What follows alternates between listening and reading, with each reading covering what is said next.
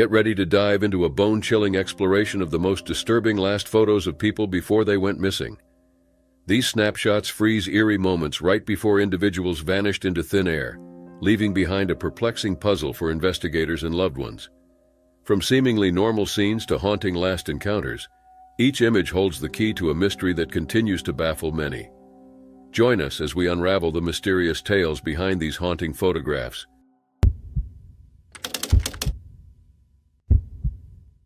This photo of a woman wearing a black face mask and a long brown skirt standing with her arms folded on an empty highway at night seemed to be just a normal candid photograph.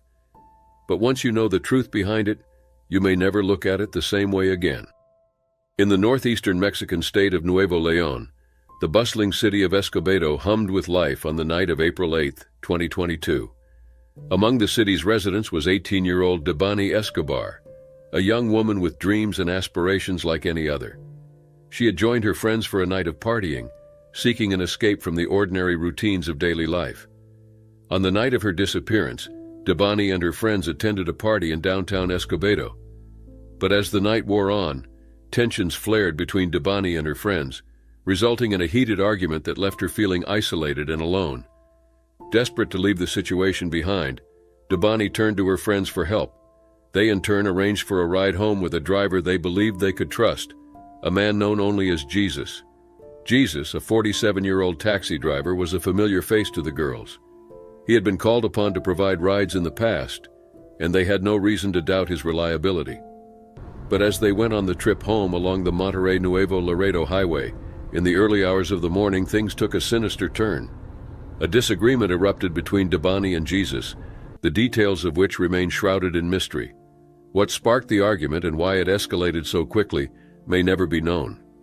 But what is clear is that Jesus abruptly left Debani stranded on the side of the desolate highway, a decision that would have devastating consequences. Alone in the darkness, Debani faced a difficult situation. The highway, known ominously as Death Road, stretched out before her, its eerie silence broken only by the occasional passing vehicle. In the solitude of the night, she stood vulnerable and exposed, her fate hanging in the balance. It was around 5 a.m. when Jesus took a photo of Debani, capturing a chilling moment frozen in time. In the image, she stands alone, her back turned away from the camera, her expression obscured by the darkness. Her long skirt billows in the breeze as she gazes down the road, her thoughts and fears known only to her. The photo, intended as proof of her well-being, instead became a haunting reminder of her disappearance. As the image circulated on social media, it drew widespread attention to Debani's situation, sparking a frantic search for answers. In the days that followed, Debani's family and friends frantically searched for any sign of her whereabouts. But as the hours turned into days, their hopes dwindled, replaced by a gnawing sense of dread. And then, 13 agonizing days later, their worst fears were realized. Debani's body was discovered submerged in a cistern on the grounds of the Nueva Castilla Motel, just meters away from where she was last seen alive. The autopsy report revealed a terrifying discovery. She died from asphyxia by obstruction of respiratory orifices. But what caused this obstruction remains a mystery, leaving her loved ones grappling with unanswered questions and a profound sense of loss. For Debani's family, the pain of her loss is immeasurable. Their vibrant, spirited daughter was taken from them far too soon, leaving behind a void that can never be filled. As they grieve her untimely passing, they are left to wonder what might have been, haunted by the unanswered questions that linger in the wake of her disappearance. But Debani's story is not just one of tragedy. It is also a call to action. Her death has ignited a firestorm of outrage, shining a spotlight on the pervasive issue of violence against women in Mexico. As her family seeks justice and closure, they are joined by countless others who refuse to let her death be in vain. In this lively photo, we see a father proudly posing for a photograph with his two beloved daughters, 2-year-old Amelie and 3-year-old Madeline, by the pool as they spend their vacation on a resort in Portugal.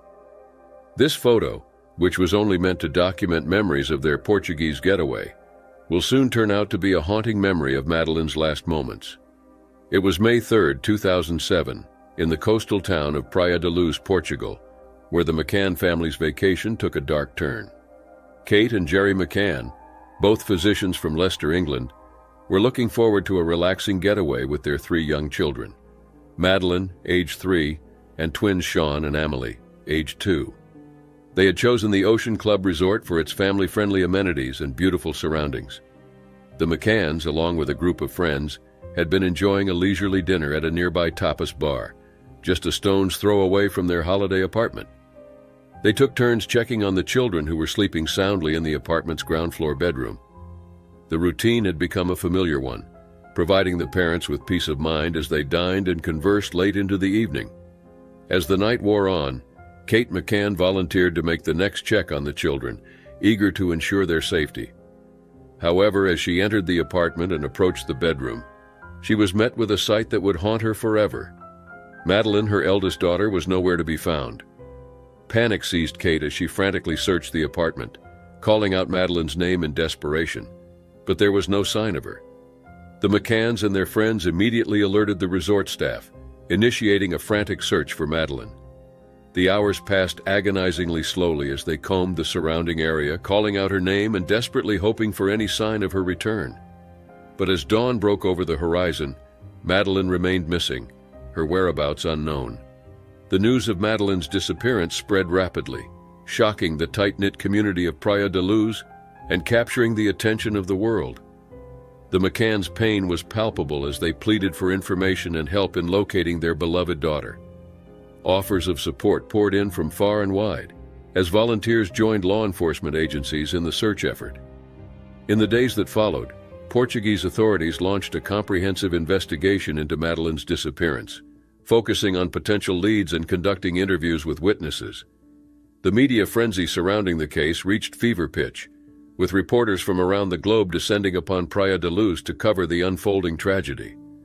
Despite the exhaustive efforts of law enforcement and the outpouring of support from the public, Madeline's whereabouts remained a mystery. As the days turned into months, the McCanns struggled with the agonizing uncertainty of not knowing what had happened to their daughter. In September 2007, Portuguese police dropped a bombshell, announcing that Kate and Jerry McCann were officially considered suspects in Madeline's disappearance. The revelation sent shockwaves through the community, causing doubt over the distraught parents and igniting a firestorm of controversy in the media. Forensic tests conducted on evidence collected from the McCanns' rental car raised further suspicions, with traces of Madeline's blood reportedly found in the vehicle.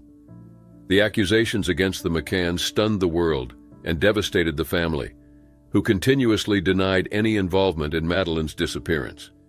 Amid mounting pressure and scrutiny, the McCanns continued to fight for their innocence, maintaining that they were victims of a miscarriage of justice. Their resolve and determination to find Madeline propelled them forward, even as they faced relentless scrutiny from the media and the public. In 2008, Portuguese authorities officially cleared the McCanns of any involvement in Madeline's disappearance, citing a lack of evidence to support the allegations against them. However, the cloud of suspicion continued to hang over the family, overshadowing their ongoing efforts to find their missing daughter. Over the years, various theories and speculations emerged surrounding Madeline's disappearance, ranging from abduction by human traffickers to accidental death and concealment of her body. Sightings of a girl resembling Madeline were reported in numerous countries, fueling hope that she might still be alive. During Madeline's supposedly 14th birthday in 2017, Jerry said that they still buy birthday presents and Christmas gifts for their missing daughter. Even after all the years, they still held out hope that their daughter would still be found alive. In 2020, German authorities identified Christian Bruckner, a convicted sex offender, as a suspect in Madeline's case. However, despite mounting circumstantial evidence linking him to the crime, prosecutors lacked the concrete proof needed to charge him in connection with Madeline's disappearance. In 2024, Christian Bruckner was deemed the prime suspect in Madeline's disappearance. He's currently on trial in Germany and charged with sex crimes unrelated to the case, which were committed in the same area in Portugal where Madeline was reported missing. The revelation brought renewed attention to the case, reigniting hope that justice might finally be served for Madeline and her family. Madeline's fate remains a mystery, leaving her family and the world longing for answers. As the search for Madeline continues, her parents remain steadfast in their determination to uncover the truth and bring her home. In the left photo, two women were seen smiling and filled with enthusiasm as they went on a hike in Panama together. And on the right was the haunting last photo of what seemed to be one of their belongings scattered around the area. But who photographed the photo, and what had ultimately happened to them? It was April 1st, 2014, when Chris Kremers and Lisanne Froon set out from their host family's home in Panama, ready for a hike with the family dog through the lush forest surrounding the Baru volcano. Chris, 21, and Lisanne, 22, were students from the Netherlands, full of energy and adventure, exploring the world during their backpacking trip through Central America. Little did they know this hike would be their last. The morning was crisp as they went on their journey. Chris and Lisanne were excited, chatting and laughing as they ventured into the wilderness, their backpacks stocked with essentials for the day ahead. They were last seen by their host family, waving goodbye with smiles on their faces, ready for a day of exploration. As the day wore on, the host family grew concerned when their dog returned home alone, without Chris and Lisanne. Sensing something was amiss, they decided to wait until the next morning to alert the authorities, hoping the girls had simply lost track of time or gotten caught up in the beauty of the forest. But as dawn broke on April 2nd and Chris and Lisanne failed to return home, panic set in. The host family contacted the authorities, sparking a frantic search for the missing women. Rescue teams combed through the dense jungle, calling out their names and scanning the trees for any sign of movement. Weeks passed and still, there was no trace of Chris or Lisanne. Their families back in the Netherlands were beside themselves with worry, clinging to hope that their daughters would be found safe and sound. But as time passed, that hope began to fade. Then, just when it seemed all hope was lost, there was a breakthrough. A local woman stumbled upon a blue backpack in a rice paddy along the banks of a river deep in the jungle. It was Chris and Lisanne's backpack, containing clues that would only deepen the mystery of their disappearance. Inside the backpack were 2 pairs of sunglasses, a small amount of cash, Lisanne's passport, and other personal belongings. But most importantly, there was Lisanne's camera and both of their cell phones. The discovery shocked the community, raising more questions than answers. Police immediately began examining the contents of the backpack, hoping to find some clue as to what had happened to Chris and Lisanne. What they discovered was chilling. The call logs on the cell phones revealed a desperate attempt to reach out for help. Over the course of 4 days, 77 separate attempts were made to call the police, but due to the dense jungle, only one call managed to connect, and it lasted for just 2 seconds before being cut off. It was a heartbreaking reminder of the isolation Chris and Lisanne must have felt in their final days. But perhaps the most disturbing discovery was made on Lisanne's camera. Among the photos taken during their hike, there was a series of images captured in the dead of night, between 1 a.m. and 4 a.m. on April 8th. The photos showed their belongings scattered on rocks, plastic bags and candy wrappers scattered around, and most shockingly, the back of Chris Kremers' head with blood near the temple. The images sent a shiver down the spines of investigators, who struggled to make sense of the grim scene. What had happened to Chris and Lisanne in those dark hours? And who had taken the photos? As the investigation continued, more clues emerged. Chris's clothing was found neatly folded along the edge of a river, suggesting that the women may have tried to cross the water in the darkness of the night. And 2 months later, a pelvic bone and a foot still inside a boot were discovered in the same area. The discovery of the bones only deepened the mystery surrounding Chris and Lisanne's disappearance. Lisanne's bones appeared to have decomposed naturally, but Chris's were stark white, as if they had been bleached by the sun. It was a baffling detail that left investigators scratching their heads. Despite their best efforts, the authorities were unable to determine what had happened to Chris Kremers and Lisanne Froon on that fateful day in April. The case remains unsolved, a haunting reminder of the dangers that were hidden in the depths of the jungle. For now, the mystery of Chris and Lisanne's disappearance remains just that, a mystery. And until the truth is uncovered, their families will continue to wonder what really happened to their beloved daughters on that day in April. This hiker, Ian O'Brien, was all smiles in these photos before going on a hike. Little did his family and friends know that this would be the last time they would see him smile and alive.